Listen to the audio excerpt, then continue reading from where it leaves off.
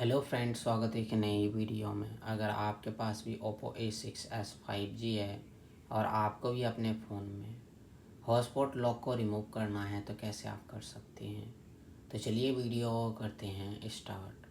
सबसे पहले आपको अपने फ़ोन में सेटिंग्स को करना है ओपन।